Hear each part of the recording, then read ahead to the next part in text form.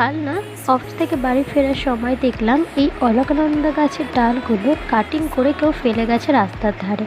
না, এইভাবে কাটিং করে ফেলেনি, গুচ্ছ গুচ্ছ ডাল কেটে ফেলে দিয়ে গেছিল। তার থেকে আমি যে দুটো ভালো পেয়েছি কেটে নিয়ে এসেছি। কেটে বলতে ভেঙে নিয়ে এসেছি আর কি। বাড়ি এসে ভালো করে কাটিং করে অ্যালোভেরা জেল লাগিয়ে কিছুক্ষণ হাতে ধরে বসেছিলাম। আর ছাদ দেখেই বুঝতে পারছো আমাদের এখানে কি লেভেলের বৃষ্টি হচ্ছে। এই পদ্ম গাছটা কিন্তু এখন অনেক গ্রোথ হয়ে গেছে। এই ভিডিওটা আর কি অনেকদিন হয়ে গেছে তোমাদের সাথে শেয়ার করব বলে করা হয়নি, এত দিন পর সুযোগ পেয়েছি। কাল বলতে আমি বোঝানোর চেষ্টা করেছি যেদিন অলকানন্দা গাছের ডালটা আমি জলে ভিজিয়ে রাখছি ঠিক তার আগের দিন। তো দেখো আমি এই পদ্ম গাছের গোড়াতে এই ডাল দুটো ভিজিয়ে রাখি, দেখা যাক হয় কিনা।